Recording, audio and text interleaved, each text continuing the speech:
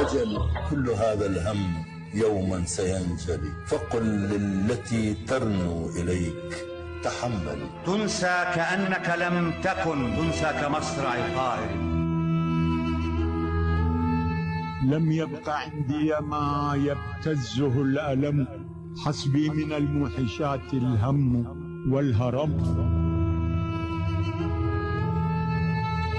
أتعرف ما معنى الكلمة؟ بعض الكلمات قلاع يعتصم بها النبل البشري.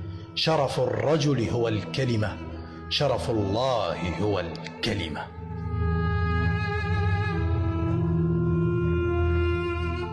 مددت نحوك كأسي، مددت نحوك كأسي، كيف ترفضها وأنت صفر وكل الكون في كاسي؟ من أنت؟ أنا الذي نظر الأعمى إلى أدبي وأسمعت كلماتي من به صمم.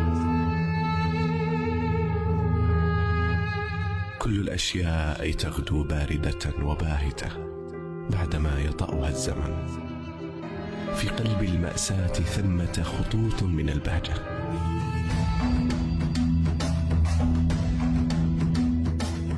برنامج سطور يأتيكم كل اثنين الساعة 9 مساء عبر راديو 1FM.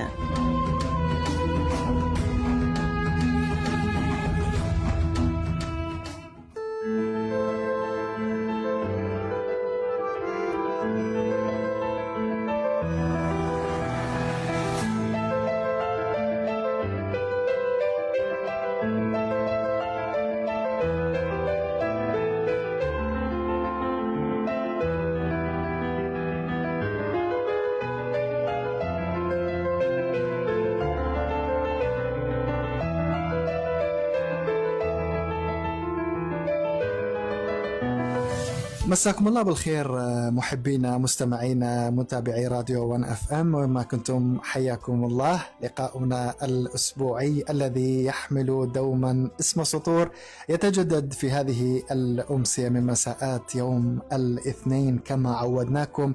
نلتقي عند 9 مساء، ويعاد بث هذه الحلقة يوم الخميس في 10 مساء بتوقيت مدينة الموصل. أسعد جدا بتقديم هذه الحلقة، وسننطلق في سطور لنتحاور ونتفق ونختلف في أحيان كثيرة. سيكون معي على الإخراج وتنفيذ هذه الحلقة عبد الباسط فالح.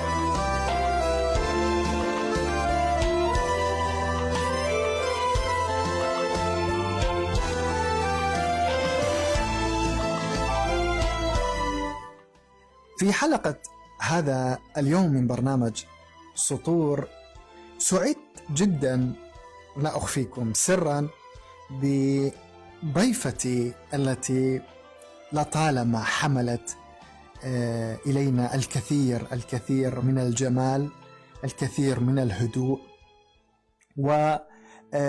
والعديد من الرسائل التي قدمتها طوال مسيرتها الفنية وبمجال التمثيل والسينما والمسرح والدراما العراقية. إذن مستمعينا سنذهب إلى فاصل قصير، وبعد نرجع حتى نستقبل بسعادة ضيفة هذا المساء من مساءات برنامج سطور. ابقوا معنا بعد هذا الفاصل. نسوي عشاء، بس مو تقولي لي المخلمة من ذاك الاسبوع اللي ضمتها بالثلاجة. انت مو تحب المخلمة؟ ويلي يا إلهي، عندنا طرشي. لا والله أكيد عندنا طرشي. بذمتك شو هو الطرشي ينطبخ؟ ها؟ احنا الطرشي عندنا تحفة الزمان في مطبخ أشواق. أقلي لك قرن حبيب، أفتح لك قضية لحم، البس سمك، معون بسالية. يدحكي عن مو موتتني. أنت تموتين؟ أنت تموتين عشيرة بأكملها. يا حبيبي زين، اشوي لك دجاجة. وهاي علمات مو على الدجاجة والشيشية حضرتك الطبخية شو كنت تاكلها عيني؟ بالسحور؟ لا في ساعتين. ساعتين؟ وانا ابقى صايم ساعتين حتى اكل الدجاجة يا اشفاق؟ يا حبيبي. إذا مستمعينا مستمرون معكم في حلقة هذا اليوم من برنامج سطور، وضيفتنا اليوم ليست اسما عابرا في ذاكرة الفن العراقي، بل تجربة طويلة كتبت بالصبر وبالوقوف الصادق أمام الحياة كما هي. فنانة عرفت المسرح بيتا أول، وتعاملت مع التمثيل لا كأداء بل كسؤال مفتوح عن الإنسان والزمن. في سطور لا نستعيد الأعمال، بل نقترب من المعنى الذي تركته التجربة، ومن الصوت الذي بقي بعد أن خف الضوء. ضيفتنا اليوم الفنانة العراقية القديرة فاطمة الربيعي، تحيات لك ومساءك سعيد. مساء سعيد وتحية من القلب لك ولكل المستمعين الكرام. تحيات لك فنانتنا القديرة فاطمة الربيعي، تاريخ كبير وحافل حقيقة، لا أدري من أين أبدأ، لكن ربما سأسأل السؤال الأول في هذه الحلقة: من هي فاطمة الربيعي بعيدا عن الأضواء، بعيدا عن محبة الناس، بعيدا عن كل هذه الأضواء التي تلاحقك دوما؟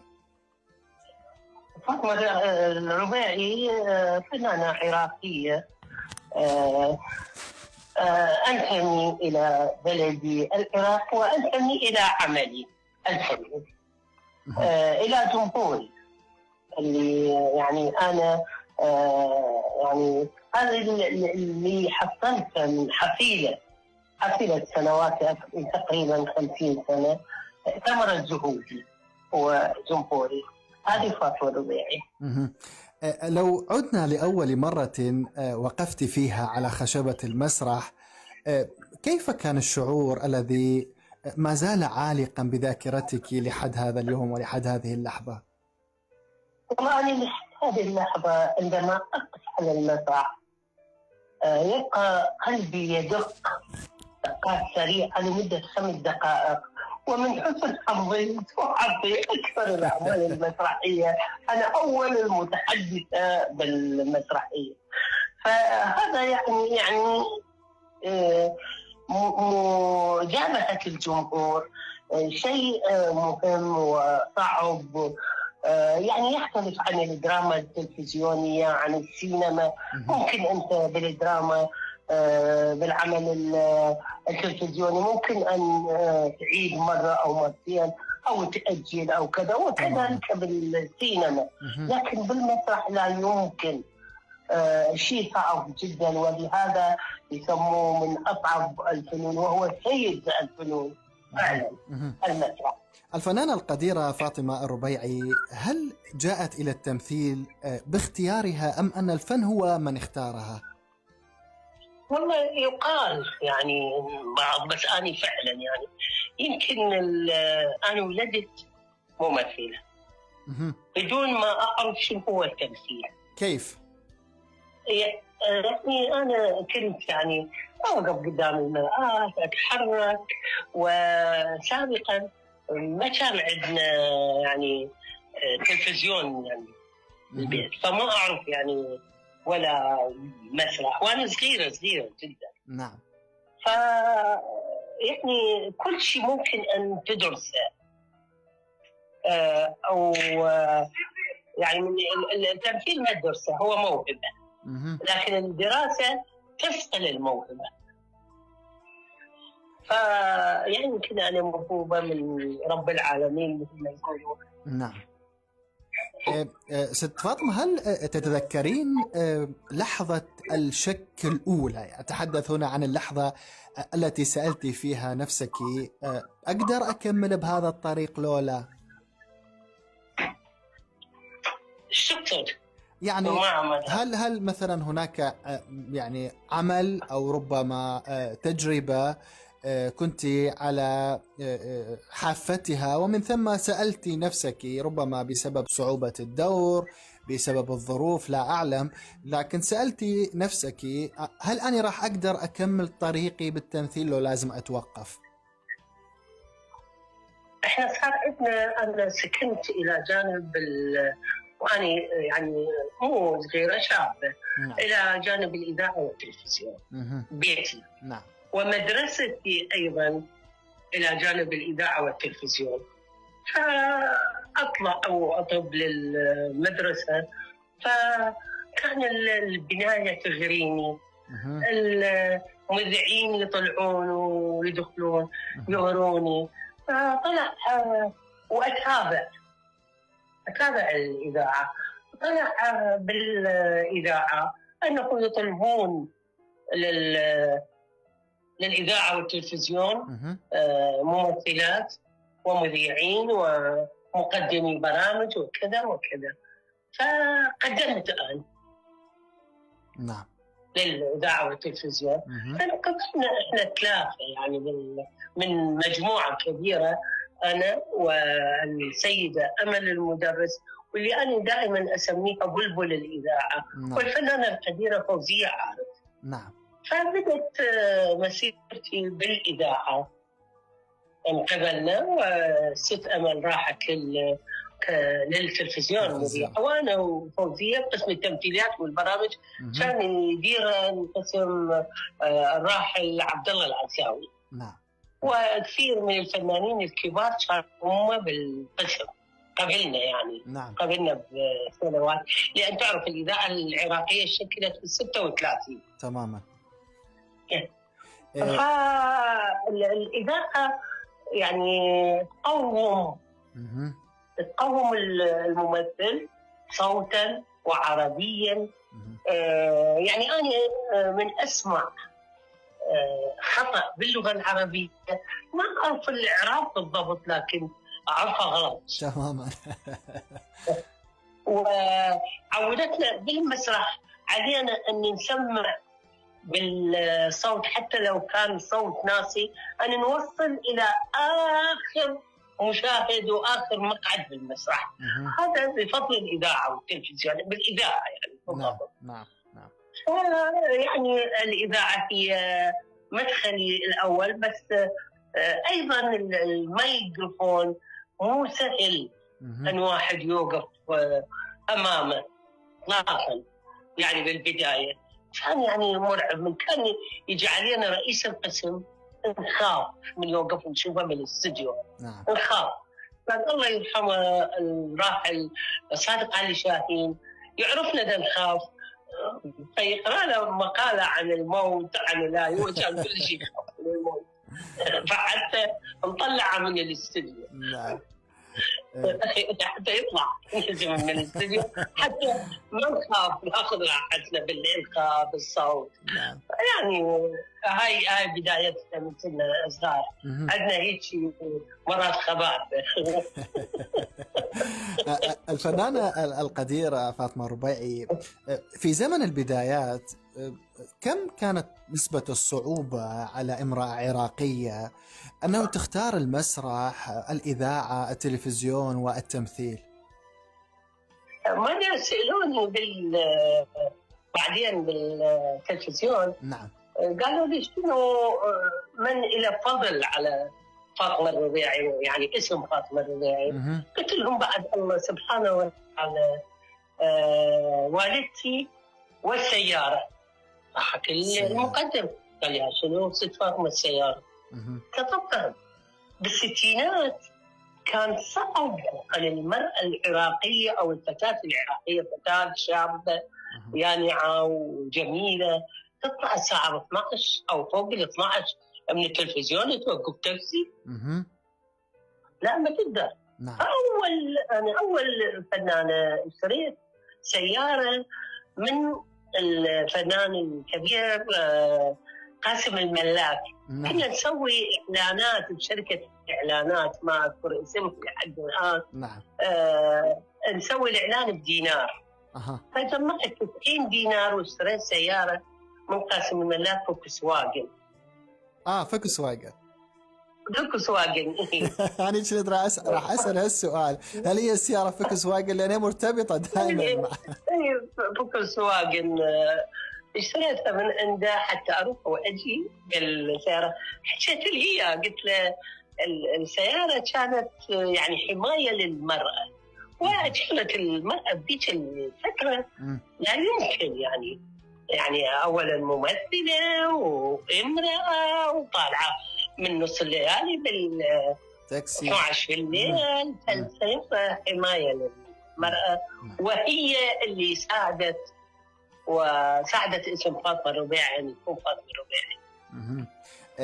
شنو ذكرياتك لحد الآن مع سيارة الفوكس واجن؟ يعني أنا مرة دخل ابني الصغير بصفنا، كنت بكرادة مريم، تحولنا بكرادة مريم. نعم. اللي هسه يسموها المنطقة الخضراء. صعد ابني صغير بالسفارة بصفنا. نعم. كان يدخل بها بالسيارة بالسفارة. نعم. يبوكها وتعلم على أساس يتعلم السياسة. زين.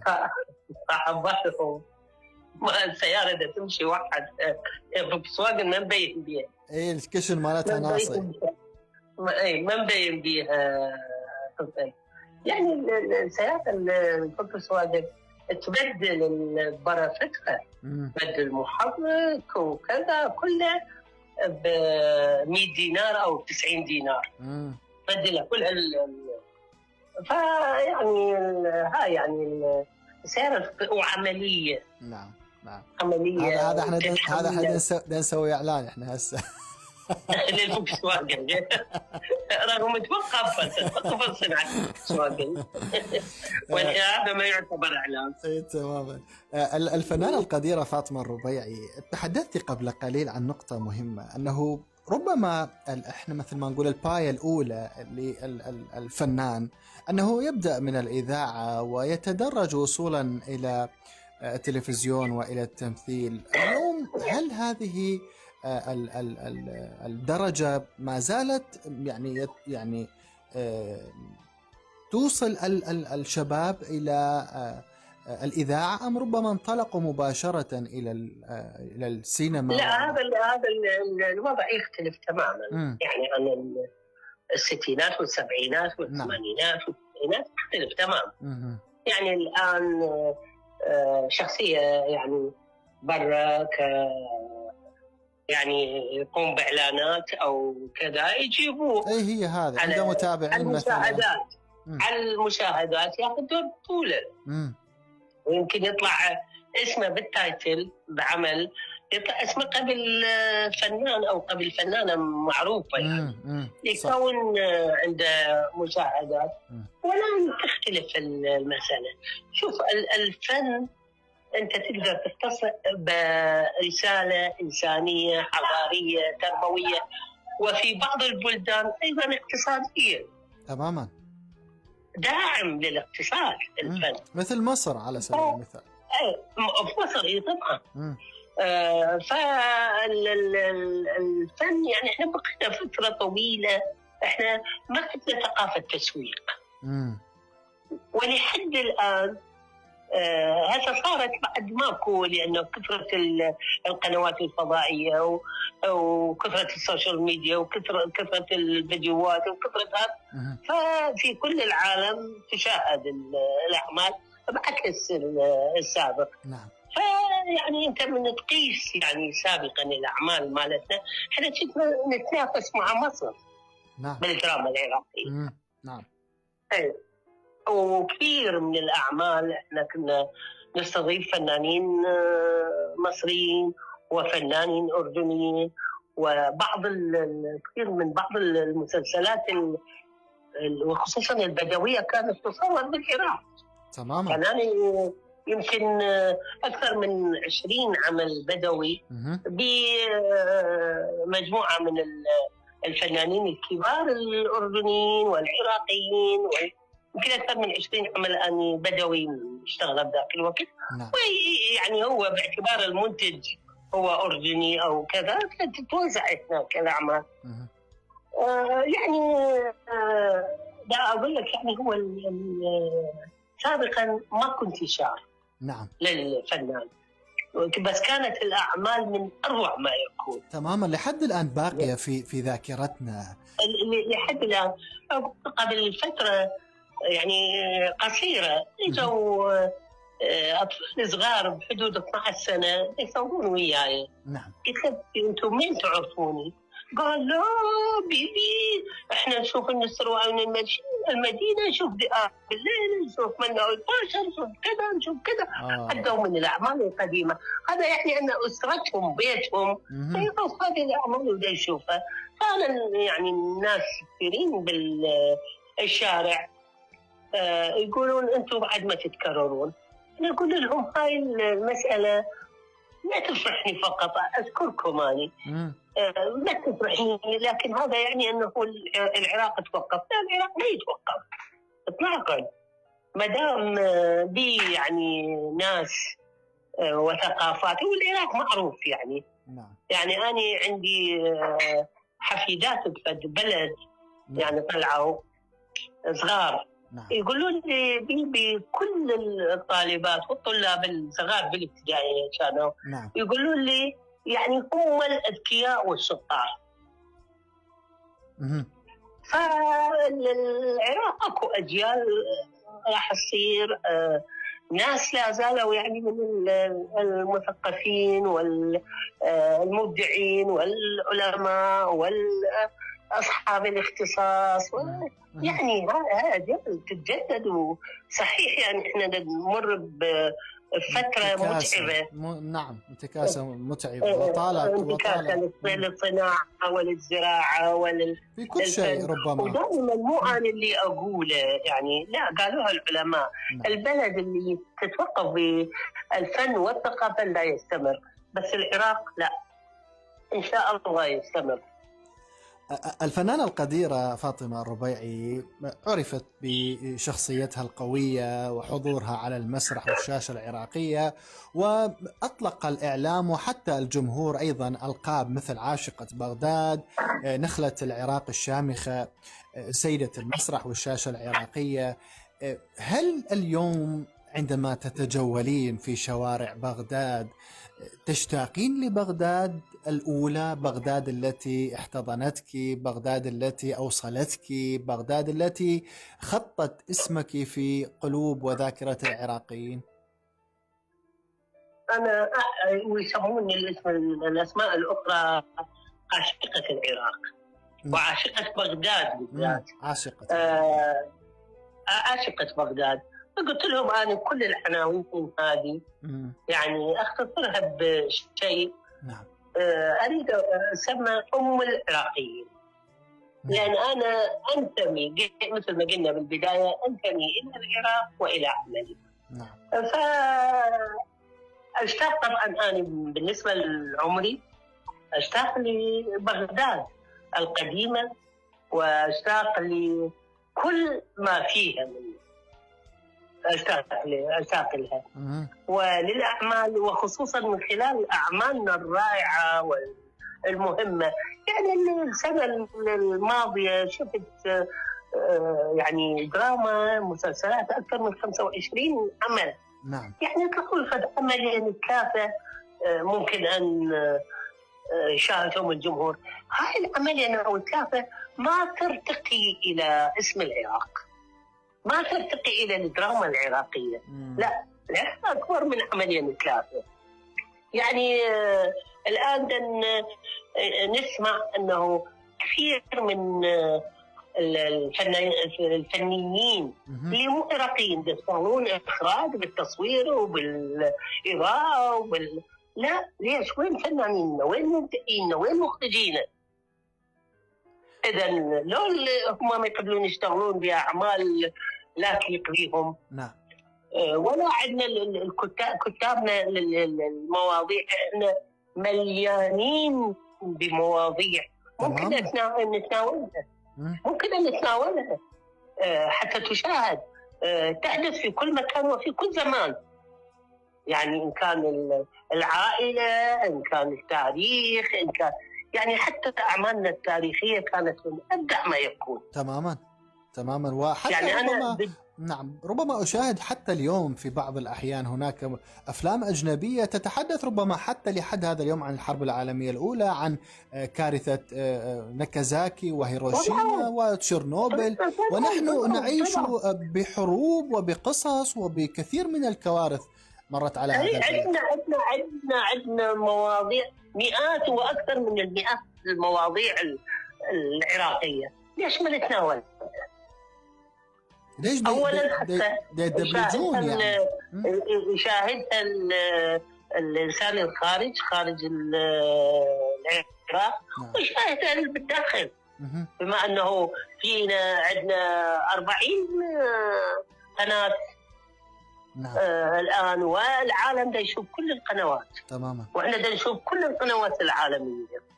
ليش يعني ما عندنا صح كتابنا الكبار أمثال عادة كاظم، فاروق، غيره أنا مدى يحضروني شوية كبرت، وبعض الأسماء الأسماء الكبيرة والمهمة من الكتاب. نعم. زين ليش ما يتناولون؟ عندنا كتاب شباب وكتاب كبار، وممكن أن ومواضيع مثل ما أكرر عدة مرات أقول مواضيع مهمة أن نتناولها الآن، ونتناول الأدب.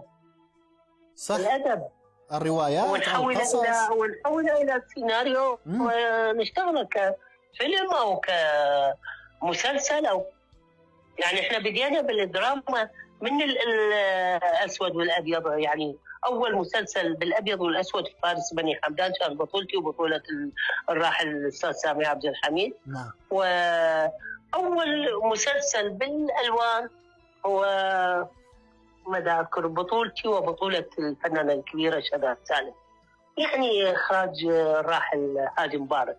نعم. يعني إحنا تاريخ بالدراما، تاريخ، وهذا التاريخ مركون يعني على الرف. مركون.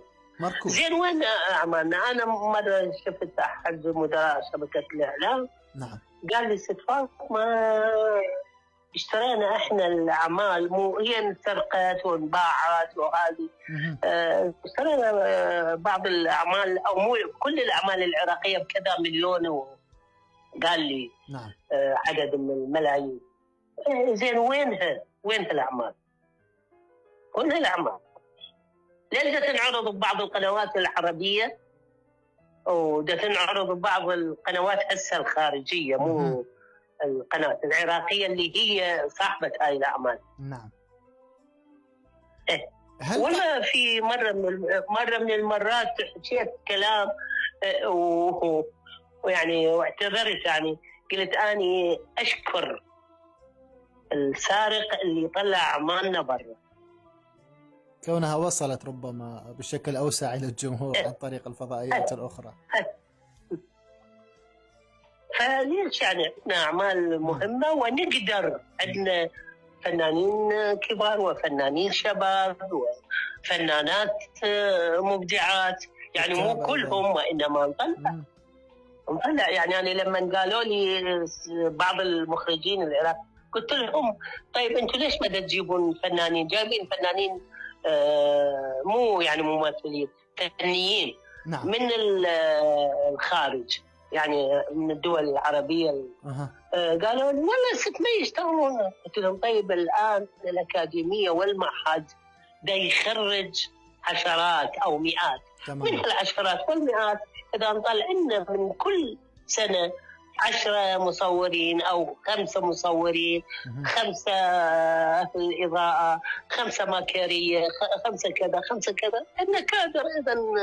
إذا خليهم يدربون ويا هذول. ست فاطمة ربيعي، اليوم حتى ربما أشاهد دوما من خلال الفن الخليجي والسينما الخليجية هناك اعتزاز لغاية هذا اليوم بالفنانين القديرين الكبار الذين ربما وضعوا اللبنة الأولى للفن، حياة الفهد، سعاد العبد الله، هدى حسين، مع حفظ الألقاب.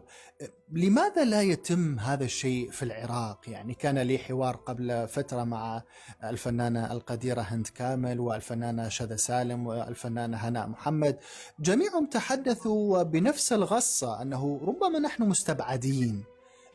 هذا الاستبعاد برأيك يا الفنانة فاطمة الربيعي تعتقدين أنه مقصود؟ والله مقصود طبعا. كل شيء يعني إلى علاقة يعني أن يرفع من قيمة العراق، ما مطلوب الآن، ما مطلوب إطلاقا على كافة الأصعدة، كافة الأصعدة. يعني حتى بالنسبة هاي الرياضة اللي هي المجال اللي يتفرح الفرد العراقي، كرة القدم، يعني شو أقول لك، أيضا أكو انتكاسة، أيضا أكو انتكاسة ودا أسمعها هاي بالشارع. هي الأشياء كلها مقصودة، كلها ضد العراق، كلها ضد حضارة العراق وتقدم العراق واسم العراق.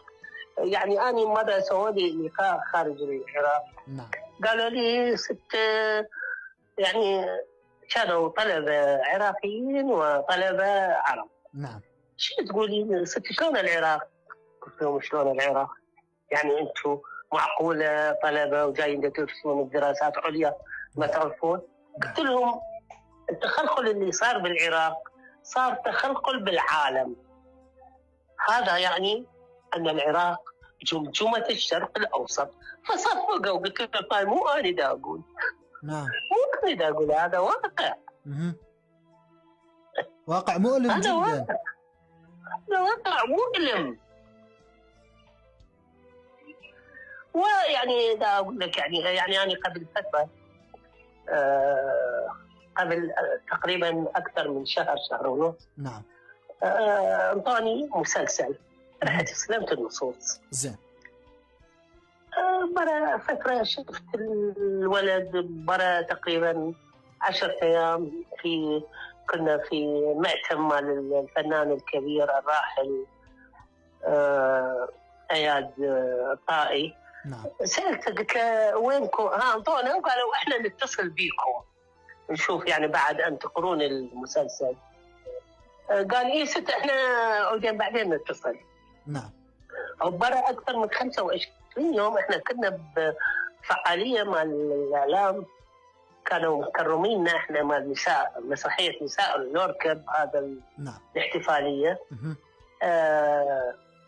احدى زميلاتي قاعدة بصفي قلت لها ست سامعة انت العمل الفلاني؟ قالت لي بالي احنا دا نصور صار لنا 25 يوم. اوف. هي قلت لها شنو؟ قالت لي هذا صار. فأنا يعني ما انطيت رأيي. وبرا تقريبا هم انتظرت، قلت جائز اكو يعني الناس ملتهية بمسائل أخرى أو توقف العمل أو كذا. يلا فخبرت على الرجل، على نفس الشخص. قال لي ست أنا الآن شوية عندي مشغول وهذه هسه أنا أخابرك فد شوية وأخابرك. أنا قلت أوكي. برا تقريبا ساعة خابرني. قال لي ست يعني دورك تبدل. زين. بيني وبينك أنا يعني قاري العمل، والعمل يعني لو ناقشيني عليه ماكو ربما ضرة نافعة، بس أنه أني يبدلون دوري بدون ما يستشيروني ويسمعون رأيي. هاي أول مرة بعد 50 سنة أنا صايرة بيها هاي الحادثة. إذا نشوف العدم احترام والتراجع لوين وصل. أزمة أخلاق ربما كبيرة تعصف. أزمة أخلاق في قناة هي ما تجي إيش أقول لك، والله أنا ما متعودة على هذه الألفاظ العفو. تمام. يعني لا تليق باسم فاطمة ولا ممكن أنه يعني أني أشتغل عمل ما يليق باسمي وما بي رسالة. اليوم ربما يعني لأجل خبرت النقيب فعلا. نعم. قلت له سيادة النقيب أخاف يعني تقول فاطمة ما قالت لي على هيك، والله خابرهم لازم قالوا لهم لازم تروحون تعتذرون من عندها للبيت يعني كلش يعني الرجل كان عاد جدا. قال لي دكتور لازم احنا نروح لها، وهذه قال له هذه رائده مؤسسه للاذاعه والتلفزيون وللدراما العراقيه وللسينما والمدري شو هوايه حكي، وهذه رائده للفرقه القوميه، اول ممثله بالفرقه القوميه للتمثيل من قبل كذا سنه من تاسيس المسرح القومي. اي استاذي دكتور احنا نروح ذاك يوم وهذا يوم. تصور يعني كل واحد بكيفه يعني شنو يعني وانا ما يليق بي انا يا رب يعني هذه انتقامه فنيه يعني انا لا يمكن ان اعمل هيك عمل، لانه انا لا يمكن ان افقد طفل من جمهوري. لذلك ربما هذا الحادث الذي حدث معك الفنانة القديرة فاطمة الربيعي يقودني إلى سؤال: كيف تنظرين اليوم إلى الدراما العراقية الحديثة التي تتحدثين عنها الآن؟ والله يعني الآن بسبب الدراما الآن الموجودة خارج العراق، الناس بدأوا يتحدثون عن الدراما العراقية. يعني ما يريدوها، رافضينها تماما. الجمهور العراقي رافض. يعني اني يسالوني ويصورون اني يعني الي راي، اني صاحبه يعني شلون اقول الي راي او الي اقدر اجاوب جواب انه انا اعرف كذا وكذا وليش وهذا. لا انا ما فاجاوبهم جواب اقول لهم لا مو كثرة القنوات، لا مو كثرة الكذا، بس اسمع لا هم يجاوبوني بماذا اتحدث به الان معك. نعم. الفنانة القديرة فاطمة الربيعي مر العراق بمحطات قاسية، وجميعنا عشنا هذه الظروف والمحطات. برأيك كيف انعكس ذلك على الفنان داخل الفنانة فاطمة الربيعي؟ والله أنا يعني ما أكرر أنه أنا يعني أكثر أمراضي هو من العراق، لأني أنا مريضة الآن. صحة وسلامة. يعني أنا فارقت العراق بحياتي كلها. نعم. رحت وين فارقت؟ بلد يعني بمصر اللي أنا رايحة لها أكثر من تقريبا 30 مرة.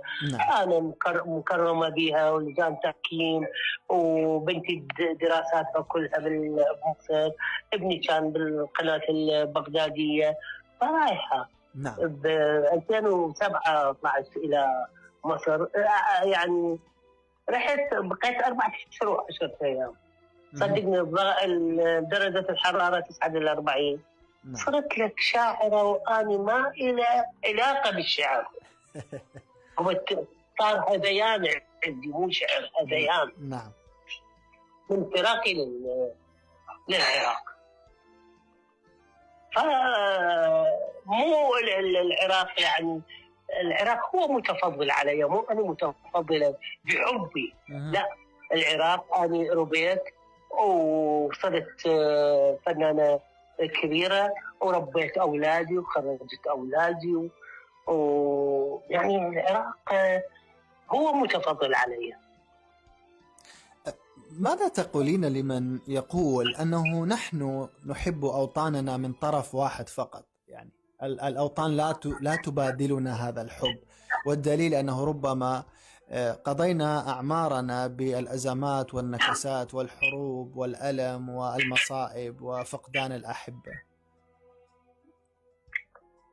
صحيح، يعني أنا الآن أولادي 2 خارج العراق. فلا يسعدني المثل يقول سعيد أني بعيد. نعم. هذا ما أعترف به الآن. لأنه أنا إذا كنت مريضة أو كان عندي عملية فعيني ما أجي أولادي على راسي اللي ربيتهم وكبرتهم وخرجتهم وزوجتهم. يعني هذا مأساة بالنسبة لي. يعني مثلا يجون بعض العراقيين من برا، نعم، يجون يرجعون يشتغلون ايش كم عملوا ويرجعون لاجل العيشه. يعني اقول لهم مرات انا مو دا ابالغ، نعم، ولا يمكن انت تزعل علي. ماكو شيء عندي احلى من العراق واهم من العراق، وانا ما اقدر اعيش على خارج العراق اطلاقا رغم انه انا الان اتمنى ان العراق يعني يتعافى. واقول اني من يتعافى العراق كل العراقيين بالخارج وبالداخل يتعافوا، صدقني. أكيد طبعا، لأنه أنا حقيقة سافرت أكثر من مرة والتقيت بعراقيين خارج العراق يعيشون في بلدان مرفهة، يعني دائما حديثهم عن العراق. يحجون وياك، أنا مسافرة كل شوية من يحجون وياك تشوفوا هاي الحنية عندهم وهاي التلقائية، يستذكرون الذكريات الدفو. يعني من كانوا يتصلون بي من العراق وفي 4 أشهر رأسا أجاوبهم بشهر، أقول لهم كادوا أفقدوا صوابي من شدة اشتياقي. قالوا تبالغين في حبك؟ قلت لا والله ما عشقت يوما مثل عشقي لبغدادي، كل عشق ينتهي إلا عشقي لبلادي، بلاد الرافدين يا أرض أحبتي وأجدادي، لو أموت وأحيا ثانية وخيروني بأرض ما اخترت غير العراق الفدادي. قالوا شنو شاعرة صايرة معنا وغيرها بالنسبة للأولاد وبالنسبة للأحفاد. قلت لك هذيان صار عندي. شنو الشيء البسيط اللي يسعد الفنانة القديرة فاطمة الربيعي اليوم أكثر من أي تصفيق، أكثر من أي صورة يود محبيك أن يلتقطوها معك، أكثر من عمل ربما يعرض أمامك وتستذكرين به أيام قد خلت؟ والله شوف، يعني أنا دا أشوف أعمال عربية الآن، نعم، ودا أتابعها، مو أقول مبروك عليهم ويستاهلون، بس أنتظر أقول إحنا كنا عندنا يعني أرقى من هاي الأسماء وأرقى من هذه الأعمال. هذه اللي يعني المسألة اللي تسعدني وتحزنني، نعم، في آن واحد. تسعدني لأنه بلد عربي شقيق عنده هاي الأعمال الرائعة والمهمة، نعم، ويحزنني أنه إحنا كنا متجاوزين هاي البلدان وما كانوا موجودة عندهم الإسلام. فأتذكر يعني ايش اقول لك، من اشوف مرات يطلعون اكو قناه تعرض اعمالنا القديمه. نعم، نعم، هسه قناه جديده وقناه يمكن دز زمان كانت تعرض الاعمال القديمه. نعم، اتذكر ذلك جيدا. واكو قناه هسه هم جديده بدأ اذكر اسمها، هم ذاك اليوم شفت عمل الي عليها. يعني أروح فلاش باك. لماذا اليوم العراقيين جميعا يعيشون في الماضي؟ لأنه يعني أقول عشت الحلو والمر، بس أمر من هاي الفترة ما عشت. هل هناك كلمة لم تقولها بعد الفنانة فاطمة الربيعي وتشعرين أن الوقت حان لقولها؟ لا، يعني دا أقول أني عانيت هواية حياتي. نعم، يعني أنا بتأغنى أغنياء العراق، لكن بسبب يعني كثيرة، أسباب كثيرة يعني طلعنا، وبسبب وجودي كممثلة وأنا من عائلة ما لها علاقة بالفن. نعم. والهذه ولو هسه صاروا غير شكل، أولادهم دخلوا بجامعة أكاديمية الفنون وصاروا يعني يحنون إلى فاطمة الربيعي، بس بزمن والدي هاي أنا دا أحكي. نعم نعم. أنا دائما أقول المعاناة تولد الإبداع. يعني أنت قد ما تعاني تجمعها هاي معاناتك هي تصنع إبداع. نعم. والحياة يعني هي الحياة مسألة، بس أنت لما تشوف يعني الجمهور العراقي كله يحبك صغارا وكبارا، وخليت عائلة مهمة. يعني قبل أيام أنا بنتي دكتورة بالإعلام. نعم. هاي هي الوحيدة و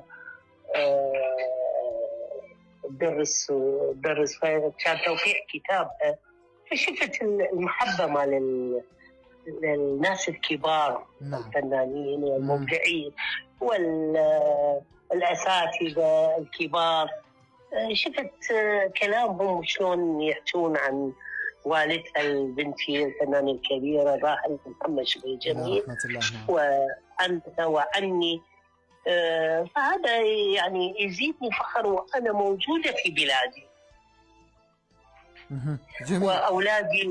وأولادي دكتور علاء ووليد مخرج بقناة دبي، ودكتور علاء بروب في جامعة الشارجة، ويعني ابني الآخر ولو هو مريض الله يعطيه الصحة والآن يعني عنده تجارة بالعراق، عنده محلات مال ملابس رياضية، وأولاده أحفادي الآن من المبدعين، وعندي فنان حفيدي مبدع كممثل رائع. والناس دائما طالع الجدة يقولون ابن البط عوام أن هذا المثل، ودائما يقولون صحيح هذا حفيد فاطمة الربيعي. صحيح هذا حفيد فاطمة الربيعي. لعب وأعمال الممثل يعني من هو صغير وشاب، وتشوفه من وأيضا طالع هو ما يختار. نعم. يعني من أقول لك هاي الأعمال 2-3 اللي طلعت بالسنة الماضية هو واحد من أهم الأعمال اللي طلعت. جميل جميل. ربما هذه هي فسحة الأمل التي تنظرين من خلالها اليوم إلى الحياة. هذا الأمل.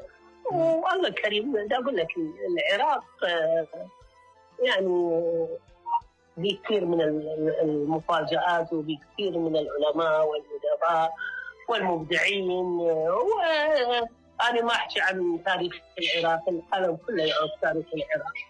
نعم. لو اختصرت الفنانة فاطمة الربيعي مشوارها الفني بجملة واحدة، ماذا ستكتبين في هذه الجملة؟ يعني أقول يعني العراق باقي. هسه تقول حشت هواية عن العراق، بس هو العراق أمي وأبويا وأهلي وأولادي. العراق باقي كبير وعظيم بفنه وبعظمته. نعم. الفنانة القديرة فاطمة الربيعي، هل تشعرين أنك أعطيتي الفن كل ما لديك، أم ربما ما زال في القلب شيء لم يمثل بعد، لم يقال بعد؟ لا الفنان إلى أن يموت وهو دائما في عطاء مستمر ويتمنى. أنا كنت بودي وبمخيلتي أن أمثل دور نعم العالمة الباشا شو اسمها زهى حديد. نعم المعمارية. المعمارية الكبيرة. نعم. زهى حديد، لأنه إحنا هذه النساء يعني عظيمات في التاريخ. التاريخ العراقي. تماما. فاحنا المفروض نخلدها في عمل فني كبير، او من مدابله كان اسمها ملكة إدمر زنوبيا. يعني هاي ملكة إدمر، هاي شخصيتين قلت إن يعني إن شاء الله قبل ما الله ياخذ أمانته بعد عمر طويل إن شاء الله، الشخصيتين الكبيرة والمهمة في تاريخ العراق. نتمنى في بادئ الأمر يعني دوام الصحة والعافية، وهذه الضحكة التي أحسها تخرج من القلب عندما تضحكين، ربما هذه يعني تحمل في طياتها الكثير من المعاني والأمل. نعم بالتأكيد. ونتمنى يعني مع الأسف العراقي مثل ما نقول قضى عمره بس يتمنى ويتأمل ويناشد، وهذا شيء محزن جدا، لكن نتمنى أنه يستعيد الفن العراقي مكانته، ونعود مرة أخرى لنشاهدكم على الشاشة، نفرح بكم وما تقدموه، كونكم تقدمون رسالة عظيمة، رسالة كبيرة ما زال صداها يتردد إلى هذا اليوم. الفنانة القديرة فاطمة الربيعي، زرت الموصل قبل مدة ليست بالطويلة، كيف كانت وماذا تقولين لأهلها الذين يستمعون لنا الآن؟ والله شوف، أنا يعني وأنا صغيرة في الصف الخامس نعم كتبت عمل يعني المسألة يعني الفنية الصغيرة بالنسبة لنا للطالبات. كتبت عمل عن الموصل يعني باللهجة المصرية، باللهجة الموصلية. نعم. وأنا ما كنت رايحة للموصل ولا أعرف اللهجة الموصلية، لكن أسأل بعض المدرسات، بعض الطالبات، بعض الجوارين، بعض الناس بالسوق، أريد أسمع اللهجة الموصلية، فقدمتها صحيح كنا نقدم احنا الطلبه نقدم الدور الرجالي والنسائي. نعم. من الطلبه نجيب امتياز، نحرق تبدور ومدري شنو، ونسوي على وجهنا خطوط وكذا. يعني انا بساطتها الاشياء تماما. ما ادري شلون، يعني انا كنت والله حافظتها لفتره قريبه. الحوار المصراوي. فرحت السنة، بداية السنة كان أيضا تأذين للفنان الكبير راحل محمد شكري جميل. فكانوا داعيني بالموصل، فقدموني وشكروني على أني بالمأساة ما عاد أقدر ألبي الدعوة. يعني شو أقول لك أهل الموصل، يعني ما كانوا خلوني أمشي على الأرض، وبدهم كلهم يشيلون. إن دخلت المطعم، إن دخلت بسوق، إن أطلع من المسرح أشوف الكل واقفين بباب المسرح. وأما كان أشكر المحافظ وأشكر الوزير بوقتها، قدمني مقدمة تليق بفاطمة الربيعي، وكان المحافظ رجل رائع بالنسبة لكلمته الفنية ولقاءه واحترامه إلي، والجمهور بعد هذا يعني من أبدع. طبعا أنا كنت أسوق، من كان عندي تصوير وأروح أصور بالموصل، أسوق يعني 6 ساعات. أي 6 ساعات. أنا هواية عندي تصوير هناك بالموصل وبال يعني الأماكن الأثرية اللي قبل مدخل الموصل. مو أقول لك ده الحضر. أي نعم الحضر. الحضر رحمة الله والديه. أي عندنا فيلم كان سينمائي، وعندي مسلسل كان داخل الموصل مو القبة شو يسموها. يلا دخل ساعدني.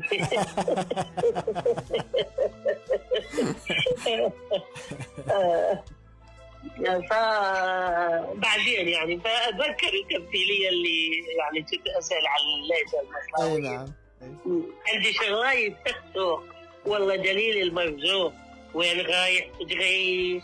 ما تروح تنغبش وتعدنا وجهك شربة وخذ فلوسك وفرح. احنا فلوسنا كثير، سمنا اكثر من بير. اتذكر بعض الحوار انا كنت 5 يا رب دوم الضحك. ان شاء الله سعادتكم هاي سعداء جدا سعادة المستمعين، واشكرك جدا واشكر اذاعتكم وانا ممنونه. كل الامتنان وشكرا من القلب لتلبيتك دعوتي اليوم ضيفة عزيزة في برنامجي، وإن شاء الله يكون هذا اللقاء الأول وليس الأخير. الفنانة القديرة فاطمة الربيعي، شكرا جزيلا. تحيات لك ومساءك سعيد. مع السلامة. مساء سعيد جدا. إذن مستمعينا، كانت معي الفنانة العراقية القديرة فاطمة الربيعي، حلت ضيفة عزيزة في برنامج سطور. أخذتنا حقيقة إلى زوايا وإلى أماكن في تاريخ العراق، وتوقفنا عند لحظات، ابتسامات، أيام جميلة حزمت أمتعتها وغادرت، وحل محلها أيام أقل ما يقال عنها أنها قاتمة.